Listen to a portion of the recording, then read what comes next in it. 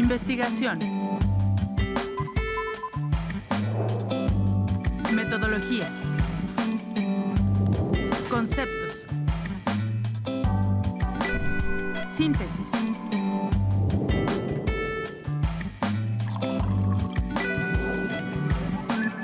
Un café con 3 de ciencia. Tercera temporada.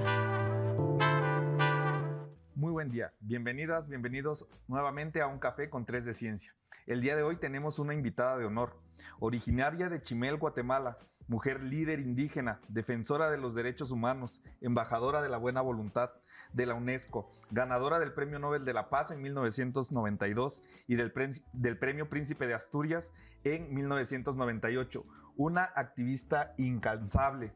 El día de hoy tenemos el honor de entrevistar a la doctora Rigoberta Menchú, quien está invitada dentro del marco del programa de Ciencia para la Paz y el Desarrollo. Bienvenida, doctora. Qué honor y qué emoción poder entrevistarla. Muchas gracias, doctor. Ulises. Es un honor saludarles y decirles que estar aquí es una gran bendición para mí. Gracias por la hospitalidad y la invitación de la Universidad Autónoma de Querétaro. Especialmente saludo a nuestra querida rectora, que tuve la suerte de conocerla esta mañana. Muy bien. Doctora, ¿nos podría empezar platicando un poquito cómo inicia su lucha, cómo inicia este activismo desde sus orígenes? Sabemos que es una trayectoria muy, muy larga y que tiene aparte una actividad social muy importante en Guatemala y en otros países. Sí, yo nací en la orilla de un bosque nuboso, donde no hay agua potable, donde no hay luz eléctrica. Hasta la fecha caminé con mis padres 9 horas para venir al pueblo y nací en la orilla de un bosque nuboso y las lluvias, tremendas lluvias y el clima es tan diferente, pero estuve allí hasta los 16 años. Por eso digo, Chimel es mi primer hogar. Luego yo me fui a la capital guatemalteca gracias a mi padre que quería que saliera adelante y trabajé en casa particular. Yo estuve limpiando un colegio que era el colegio belga, la Sagrada Familia. Limpiaba el colegio, limpiaba escritorios, limpiaba todo. Y así aprendí muchísimo de lo que se aprende en una jungla capitalina. Realmente poco tiempo después me gané una beca y la beca pues me llevó a mi primer tiempo de estudio. Estuve en Chantla, Huehuetenango, en un convento y estaba en un internado. Quizá cuando me cambiaron la vida en un internado fue muy grande para mí, porque yo saqué 4º grado en un año. Uh-huh. Había un programa de educación de adultos en Guatemala y saqué los 4 grados primarios en un año. Luego la secundaria, 6º, 5º y 6º en otro año, y entré en primero básico, que sería la secundaria, ¿no? Aquí. Secundaria. Uh-huh. Y de ahí pues estaba en tercero básico cuando pues me llegó ya directamente la guerra. O sea, mi tercera etapa de vida fue la guerra, que perdí no toda mi familia, pero mi padre fue quemado vivo, mi madre fue torturada, secuestrada. Hasta la fecha es una de las desaparecidas.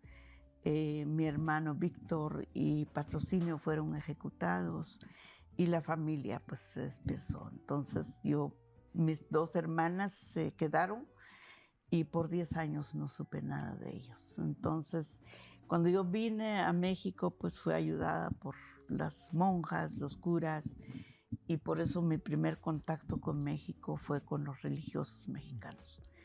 Bueno, con todo eso aprendí, me declaré autodidacta y por autodidacta aprendí muchas disciplinas.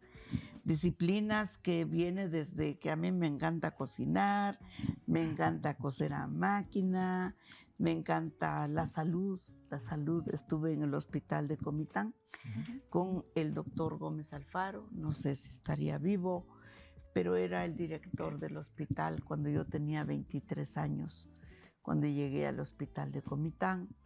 Y me enseñaron muchas cosas, me enseñaron a poner inyección, a hacer traducción con los hermanos indígenas que venían de Guatemala, con el idioma maya quiché, y aprendí a interpretar desde los conceptos técnicos hasta lo que nuestra gente entiende. Entonces, pues eso fueron mis primeros años. En el año 82 llegué a las Naciones Unidas, gracias a los hermanos indígenas de Estados Unidos. Me llevaron en una delegación y me quedé en el grupo de trabajo sobre poblaciones indígenas que año con año se reunía hasta que se aprobó la Declaración de Derechos Universales de Pueblos Indígenas. O sea, estuve en todas las etapas de los cambios de convenios y el inicio del convenio 169. Bueno, ahora hago un poco de todo, soy autodidacta, activista social, soy guía espiritual, yo pertenezco a los guías de Guatemala, los mayas, y me fascina el sagrado calendario maya. Sí, este es uno de los conteos de tiempo que a mí me encanta, y me gustaría enseñarle a la juventud. Sí, ¿no? Y la historia es muy profunda, la historia es muy interesante de su vida. En este programa de Un Café con Tres de Ciencia, doctora Rigoberta, tenemos el objetivo de acercar también a todas y a todos los que nos ven qué importancia tiene la ciencia, la investigación, la innovación en la sociedad. En este sentido, con la trayectoria que usted tiene, con esta experiencia que le ha caracterizado también en llevar esta parte de la paz, ¿qué papel tiene la ciencia en la sociedad actualmente con las problemáticas que tenemos? Y problemáticas, bueno, son muchas, pero cambio climático, problemáticas sociales, problemáticas políticas. ¿La ciencia qué papel tiene, qué le debe también a la sociedad? Sí, yo le pongo a la ciencia una letrita más, es decir, la H. El humanismo, el ser humano. El ser humano es extraordinario, es prodigioso. Entonces, cuando se aplica al ser humano, no se debe hablar de la ciencia exacta, porque ninguno podría tipificar el ser humano hasta la fecha. O sea, entonces, eso nos permite hacer una investigación que tiene que ver con los avances tecnológicos, los avances científicos que hay. No vamos a querer descubrir el ADN por primera vez, ¿verdad? Ya está descubierto. Pero sí que tenemos la oportunidad de aplicarlo. Y por eso yo soy una maestra jurista que me gustaría, por supuesto, la codificación, por supuesto, la reglamentación, pero también me gustaría la aplicación concreta. Cuando tú aplicas algo, desde lo más elemental, ¿quieres hacer una casa? Pues ponete a hacerlo tú mismo.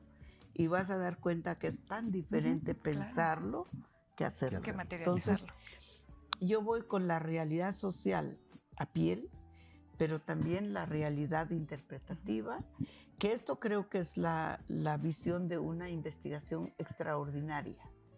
Hay que hacer investigación extraordinaria donde podamos meter más lo que el occidente lo llama sentido común. El sentido común lo usa un caballo como lo usa un ser humano. Sí, claro. O sea, el sentido común te lleva al animal para que regrese a casa, y los humanos también sabemos cuando hay peligro, cuando hay miedo, cuando hay odio, cuando hay insatisfacción y cuando hay tremenda felicidad. Sí, completamente de acuerdo en ese sentido. Sí, y encaminados en esto entre el sentido común, entre la ciencia y los conocimientos ancestrales, doctora. Yo creo que ha habido como una desvinculación en las últimas décadas o cientos de años entre estos dos conocimientos, pero a fin de cuentas al integrarlos podríamos incrementar en el desarrollo, ¿no? Y en la tecnología estos conocimientos que se han perdido. ¿Qué conocimientos considera usted como sustanciales o base con los que podríamos empezar a enlazar la ciencia moderna, por así decirlo, con estos conocimientos ancestrales básicos también? Sí, yo creo que aquí hay que encarar un tema, hablamos de ciencia. Los pueblos indígenas sí tienen ideología, es decir, la filosofía ancestral es algo tan hermoso, es algo que tú puedes practicar.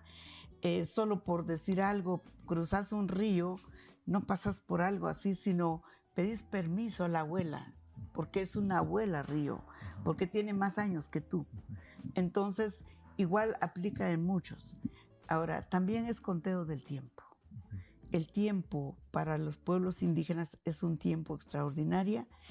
No todos manejan el calendario azteca hasta la fecha, por ejemplo, o el calendario maya, pero tienen la noción del tiempo.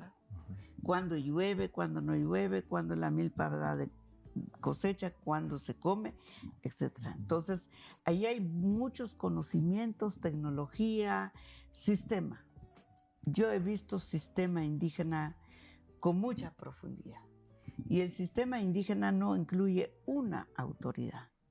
Incluye comadrona, guía espiritual, el guía, los camalbelos, o sea, tienen nombre y código en cada lugar. Entonces, ¿qué es lo que nos une aquí? Son la metodología. Muchas veces lo que es para el occidente diálogo, negociación, reparación, reconocimiento.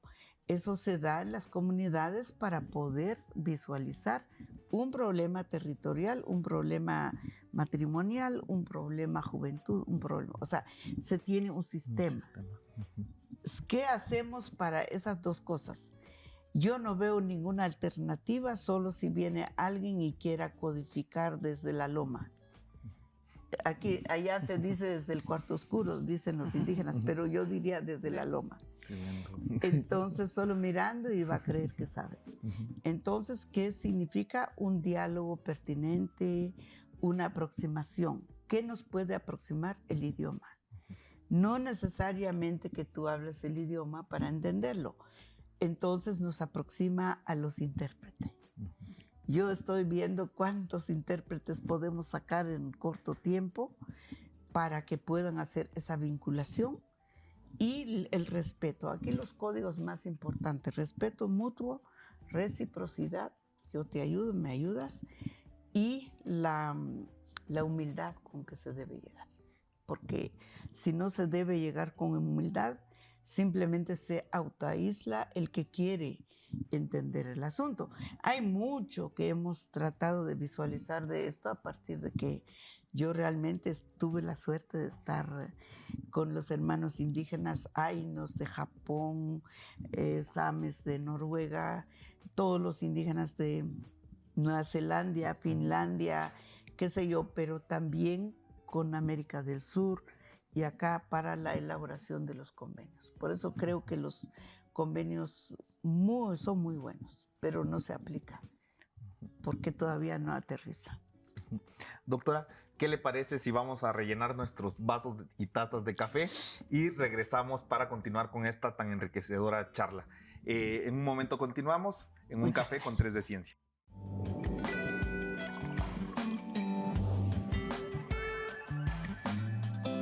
Un café con 3 de Ciencia. Y regresamos con esta charla tan interesante con la doctora Rigoberta Menchú. Gracias por seguirnos viendo. Y doctora, ahora quisiéramos en este mismo tenor de la charla sobre la importancia de los derechos humanos, la importancia también de la ciencia hacia todas las aristas de la sociedad. ¿Qué importancia tiene la educación en los niños, en las niñas, en los jóvenes? Y no solamente una educación que nosotros entendemos como escolarizada, sino una educación en toda la extensión de la palabra. ¿Qué papel tiene? Muchas gracias, doctora Diana. Yo creo que la clave de todo es educación. Yo creo que atraviesa como la columna vertebral del ser humano debe ser educación. Depende de lo que aprendemos, porque venimos al mundo con una prodigiosidad impresionante. Y después nos vamos a ir moldeando de acuerdo a lo que entienden nuestros ojos, nuestros oídos, lo que entiende nuestro ser. Y a veces lo que se está ocurriendo es lo que aprendemos. Entonces, yo pienso que la educación se debe hacer en todas las maneras. Uno es el diálogo intergeneracional. Mi abuela dejó tantos recuerdos en mi mente, como mi abuelo, como mis padres, como hay una educación que es tan básico, que es la que vivimos en nuestro entorno. Y luego lo que yo fui aprendiendo después. Ahora, por eso para los mayas tenemos sabiduría. La sabiduría es la escuela de la vida y el conocimiento es lo que tú aprendes desde que llegaste al mundo. Y aprendes para tu bien, no solo para el bien de los otros. Entonces, pero también la educación académica. Mucho de la teoría exacta dejó un gran legado y lo abandonó, que es la educación holística. Yo creo que tenemos que hacer una educación holística en este tiempo. Ahora, la educación para la paz es tan fundamental. Primero porque nos educaron que la paz es sinónimo de la guerra, del conflicto, de la pugna entre potencias. Dejó dicotomías, dejó muchas cosas que lesionan nuestro pensamiento y nuestro ser. Ahora, tenemos que volver a hacer que la paz es armonía, es respeto mutuo, que la paz es coexistencia, es diálogo, es comunicación, es mediación, es solución de problemas y no solo es causar una guerra. Claro. Entonces, para la cultura de paz, hoy por hoy, es una necesidad no solo en el mundo académico, sino también en el mundo científico, también en las sociedades diversas. Bueno, entonces la educación es parte de todo esto. Tan importante. Sí, y sabemos que desde sus fundaciones y organizaciones tiene iniciativas educativas. ¿Nos podría contar alguna de ellas? Sí, muchas gracias. La fundación, desde que lo creamos, lo fundamos con el dinero del Premio Nobel de la Paz. Se creó la fundación, plataforma institucional del Premio Nobel, resguarda una enorme cantidad de preseas, de reconocimientos, de títulos, de diplomas que han ocurrido en estos 32 años, pero la fundación desde que nació hizo el perfil de Educación para la Paz. La Educación para la Paz que hemos impulsado ha abarcado mucho, pero uno de ellos es el Centro Educativo Pavarotti. Pavarotti, ¿por qué? Realmente el maestro Pavarotti nos pidió que lleváramos 33 niños de un área de conflicto, que fueran mayas, a Módena para hacer solidaridad con los niños de Bosnia. Y en esos años entrenaron nuestros niños con el maestro Luciano Pavarotti. Después de ese concierto, Pavarotti y sus amigos nos donó el predio donde actualmente estamos, hace 33 años. Hacemos educación secundaria desde hace 22 años. Bueno, ¿qué enseñamos ahí?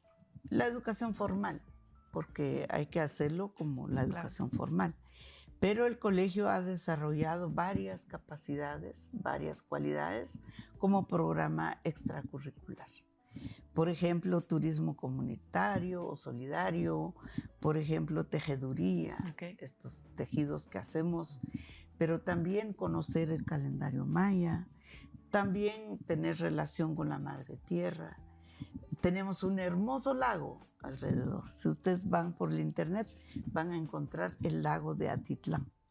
Nosotros estamos asentados en la orilla del lago de Atitlán, donde no podrían ir los estudiantes para hacer sus estudios biológicos, estudios de la naturaleza, de todo. Entonces hemos hecho algunos programas y ahora vamos a seguir dando muy fuerte con Cultura de Paz. Porque Cultura de Paz es todo lo que es concientizar tener conciencia sobre muchas habilidades como humano, pero también ser mediadores de conflictos, buscar soluciones, hacer investigaciones. Y yo creo que el Centro Educativo Pavarotti ha impactado 16 comunidades, se habla 4 idiomas, cachiquel, sutujil, español e inglés. Tenemos un centro de cómputo ahorita con la tecnología. Esperamos hacer un convenio con el Instituto Massachusetts para que los profesores de allá nos puedan inducir en los temas de la, ¿cómo se llama?, de la inteligencia artificial, para que se vayan nuestros estudiantes comprendiendo estas dimensiones. Y finalmente, pues, está vinculado a lo que yo hago también. Yo soy profesora en la Facultad de Derecho, en la UNAM desde 2013, que se instauró la Cátedra Extraordinaria Rigoberta Menchú Tum. Y bueno, espero que mis estudiantes ahora vayan a ser los futuros peritos, los futuros jueces, los futuros abogados, que tengan una comprensión diferente del derecho indígena. Ok, y en este sentido nos podría mencionar esta concepción diferente del derecho indígena. ¿Cuáles serían las características? ¿En qué debemos de poner atención? ¿Qué es lo que no hemos visto antes que debemos ver ahora? Bueno, yo creo que todo se ha centrado en el derecho individual de los pueblos indígenas. Cuando se hace derecho individual, se extrae a los pueblos del derecho colectivo. Entonces, la fuerza de nosotros es el derecho colectivo. Tenemos que ir ambos, derecho individual y colectivo. Luego, pues que el sistema ancestral no es uno que pospone el conflicto para poder resolverlo algún día, sino es uno que busca la solución inmediata. Cuando llega al Estado, la comunidad ya tiene una solución. Ya hizo una reparación, un diálogo, una negociación y sobre todo la reparación. Entonces, el derecho occidental no contempla la reparación. Piensa que debe ser una resolución de un juzgado, pero no siente que la reparación también aplica en el derecho colectivo. Todos estos conceptos son muy, muy bonitos. Y por lo tanto, yo pienso que el atraso que ha habido es el derecho positivo. O sea, si no podemos, ¿cómo podemos aplicar la Constitución que dice que somos sujetos de derecho? ¿Cómo podemos aplicar la normativa en un tribunal si en el tribunal no hay un intérprete mínimo? Claro. Un intérprete idóneo para que vean qué estoy entendiendo yo como víctima, qué está entendiendo mi victimario, cómo quiero yo expresarme al victimario. O sea, ¿quién es víctima en esto? Terminamos víctimas las dos partes. Entonces, en este caso, yo pienso que el sistema tiene también autoridades. Mi esposo es alcalde auxiliar en la comunidad de Pacolá, donde vivimos en San Pedro Jocopilas, en el departamento del Quiché. Y él está ahí por un servicio comunitario que es ad honorem. O sea, el servicio comunitario dentro del sistema indígena no es pagado. Y por eso tiene una ética, un código de ética. La ética, pues por supuesto, es otro tema que nos lleva con los temas de corrupción, de impunidad, pero lo más importante, creo yo, es tener algunos elementos metodológicos, pedagógicos, para poder aproximarnos a algunas alternativas.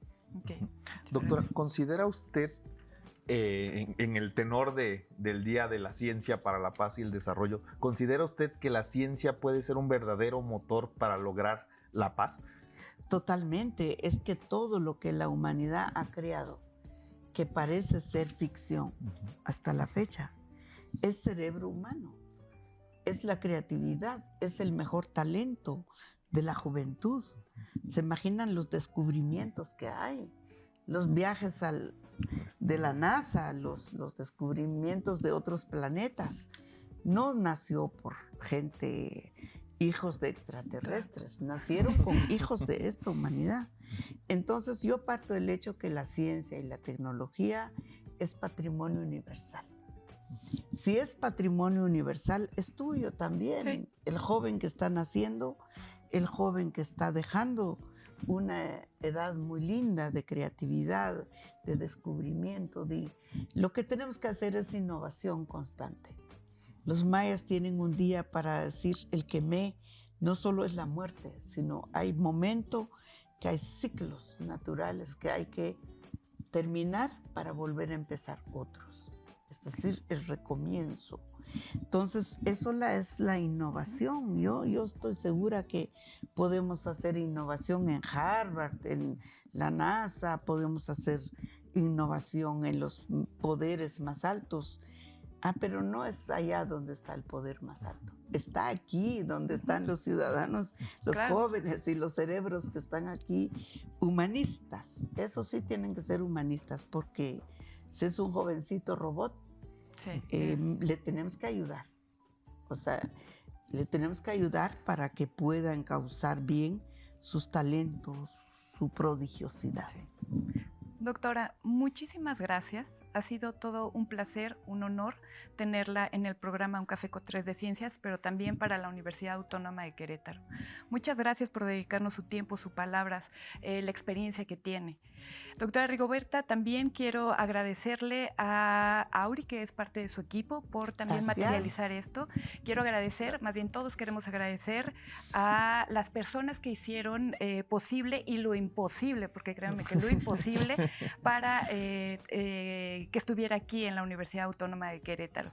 Gracias a Auri, vuelvo a repetir, a Vero, a Lore, a Sara, a Juan Trejo, a la producción de TV WAC, a Yalul, a Denise. Gracias a todos, sobre todo gracias a este programa, al programa Ciencia y Sociedad y a la doctora Tere García Gasca por hacer esto posible y acercarnos a una mujer muy sabia, a una mujer incansable y a una mujer que ha llevado por todo el mundo el mensaje de la paz. Se despide con mucho gusto la doctora Diana García, mi compañero Ulises Moreno, y de nuevo muchísimas gracias, doctora. Nos vemos en la próxima. Gracias.